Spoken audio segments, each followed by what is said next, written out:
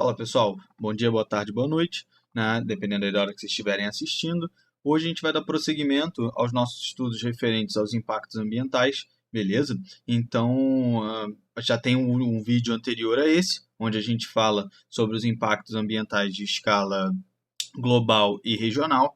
E hoje a gente vai fazer aqui, eu vou tentar fazer esse vídeo um pouco mais rápido, tá? Vou dividir essa aula que vocês estão vendo aí nesse quadro em duas partes. Então, vou dividir hoje esse vídeo que a gente vai falar agora, vai ser justamente sobre os impactos de escala local, né? Mais especificamente aí ilhas de calor e inversão térmica.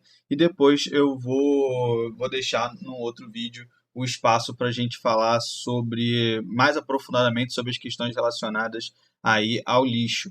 Beleza, pessoal? Então, basicamente, a ideia vai se dividir aqui essa aula em dois. Eu estou fazendo nesse formato novo, né, aqui em cima de um quadro mesmo, né, de uma aula que eu dei presencialmente. Espero que vocês estejam gostando, né? Senão aí eu aguardo o feedback de vocês aí quanto a isso. Beleza? Estou experimentando coisas novas aqui na produção dos vídeos. Belezinha? Então, galera, é o seguinte, quando a gente fala de impactos ambientais de escala local, a gente está falando especificamente, então, daqueles impactos que vão gerar efeitos exatamente no local onde aquele determinado poluente ou aquele determinado fenômeno ocorreu. Então, você não vai ter aí uma expansão, você não vai ter aí uma interferência em áreas muito afastadas de onde você está emitindo aquele determinado poluente. Beleza? Como primeiro exemplo, a gente visualiza aqui logo a ilha de calor. Né? A ilha de calor, como eu coloquei aqui para vocês, ela corresponde ao aumento das temperaturas nos centros urbanos em relação às áreas periféricas e rurais. Né? Então, aqui nesse meu esqueminha que eu deixei desenhado, né, a gente percebe aqui a relação de temperaturas mais elevadas nos centros urbanos. Então, a gente vê aqui a curva de temperatura, né, a isoterma, aumentando, né, bem mais alta aqui nas áreas de grandes centros urbanos, aqui registrando hipoteticamente uma temperatura de 30 graus Celsius, beleza? E conforme você vai tendo uma redução do adensamento das construções, você tende a ter aí, primeiro, um maior fluxo de ar, né? Então, você tendo aí esse maior fluxo de ar, você tende a ter maior troca de calor e, consequentemente, menores temperaturas, beleza? E você tem também, principalmente, aí, uma menor concentração de materiais com alta capacidade de retenção de calor, beleza? A gente está falando aqui justamente da questão do albedo, né? O albedo é o índice de reflexão de uma superfície, né? Então, lembrando aí para vocês, quanto mais próximo do branco, maior é a capacidade de reflexão dessa superfície, e quanto mais próximo do preto, maior é a capacidade de absorção da radiação solar. Beleza? Então aí maior vai ser o acúmulo de calor por aquela determinada superfície. Beleza? Então, como a gente sabe, pessoal, nos grandes centros urbanos você tem uma grande tendência ao uso desses materiais mais escuros, como cimento, concreto, asfalto, beleza? Provavelmente vocês já viram aí em algum momento aí pelo YouTube ou no Facebook ou qualquer outra rede social, né, um vídeo de um sujeito fritando um ovo no asfalto quente, certo? Então aquilo ali demonstra de maneira bastante clara, né, esse efeito relacionado aí ao acúmulo de calor, tranquilo? E conforme a gente vai se afastando então dos grandes centros urbanos, a gente vai tendo aí uma redução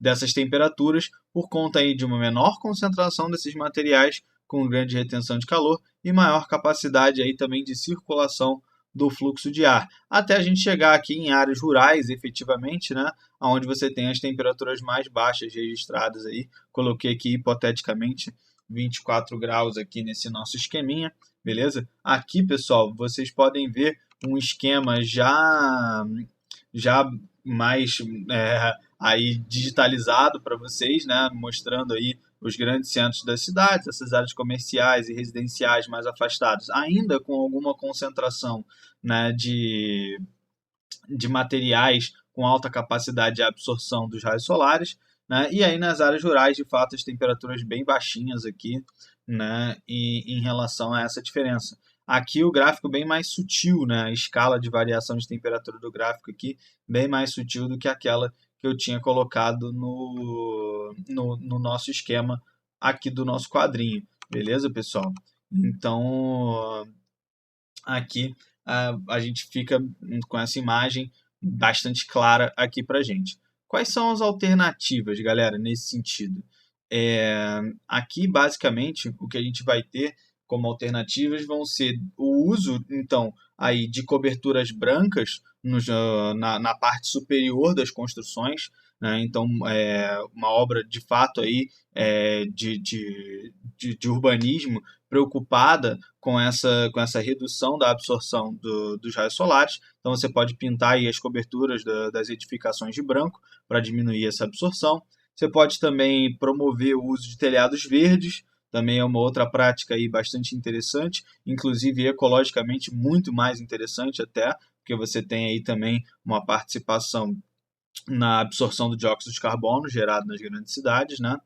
E uma outra prática bastante comum também, galera, é a construção de grandes parques nos centros urbanos, né? Aqui na cidade do Rio de Janeiro, onde eu moro, a gente tem aí então o Campo de Santana, ali na Avenida Presidente Vargas, né? O eixo central aí do centro da cidade do Rio de Janeiro. Então você tem ali uma área verde bem no núcleo central da cidade. Né? E eu acho que o maior exemplo disso no mundo, sem sombra de dúvidas, é o Central Park, né, na ilha de Manhattan, Nova York, beleza? Ali uma enorme área voltada aí para amenizar esses efeitos relacionados aos problemas de acúmulo de calor nos grandes centros urbanos. Beleza, pessoal? Então, basicamente é isso, né? A gente tem esses problemas relacionados ao aumento de temperatura, desconforto por parte da população, né? Principalmente aí população idosa sofrendo muito com essas temperaturas muito altas, beleza? E também aí a ocorrência de alguns problemas respiratórios associados principalmente à menor circulação de ar. Beleza, pessoal? Falando aí em problemas respiratórios, a gente já pode pular aqui para o segundo tópico aí do nosso vídeo, que é justamente a inversão térmica. E aqui eu preciso chamar a atenção de vocês para uma questão importantíssima, galera. Quando a gente fala de inversão térmica, a gente está falando aqui de um fenômeno natural. Vocês vão lembrar da discussão associada aí ao efeito estufa, né? O efeito estufa ele é um elemento fundamental para a existência da vida na Terra. O problema é o agravamento do efeito estufa, a intensificação do efeito estufa que vai gerar aí o aquecimento global dentro da teoria majoritária, certo? Então, galera, basicamente aí o que nós temos é um fenômeno natural, que é a inversão térmica, que a gente já vai falar sobre ela, que torna-se um problema, torna-se um impacto ambiental quando associado aos altos índices de poluição dos grandes centros urbanos. Beleza, pessoal? Então, quando a gente tem aí essa associação, né, da inversão térmica, e aí o que corresponde, né, à inversão térmica, galera? A inversão térmica basicamente corresponde à interrupção da circulação vertical do ar. Né? Vamos olhar aqui com calma o nosso esqueminha, né? Lembrando aí da física básica, né, pessoal? O ar quente ele é menos denso e tende a subir, enquanto o ar frio está nas altitudes mais elevadas, ele tende a ser mais denso e, portanto, tende a descer.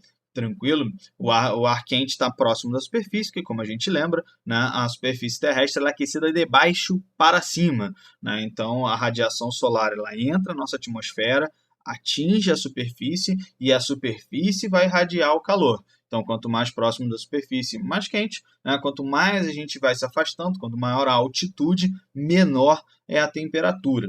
Beleza? Então, a gente cria essa relação, né, do ar mais quente próximo da superfície e o ar mais frio em grande altitude. E isso é muito benéfico para ambientes onde você tem uma grande emissão de poluentes. Beleza? Por quê? Porque essa circulação vertical do ar ela tende, então, a estar constantemente renovando a qualidade do ar próximo da superfície. Beleza, pessoal?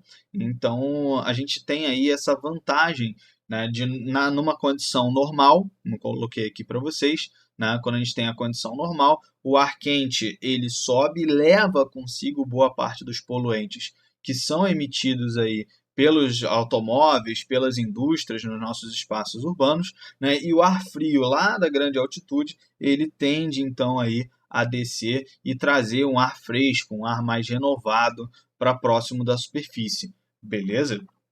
Então, isso aí é a condição normal, tá? Isso aí é o que normalmente acontece, né? E no geral, nós nos beneficiamos bastante disso.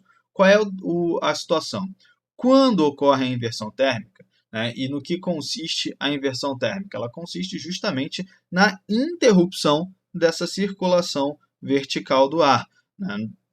E ela acontece justamente por conta da formação de uma camada de ar frio próximo à superfície. E aí você deve estar se perguntando, pô, Alessandro, como é que isso se forma? Né? Isso se forma principalmente ao final da tarde, durante o período de inverno, pessoal. Então, durante o período de inverno, naturalmente a gente tem temperaturas mais baixas, menor incidência dos raios solares na superfície terrestre, beleza? E aí, logo no finalzinho da tarde, né, nós tivemos aí, ao longo de todo o dia, os raios solares incidindo ali, a temperatura mais elevada, e logo quando o sol começa a se pôr, né, você tende a ter uma perda de calor muito mais rápida.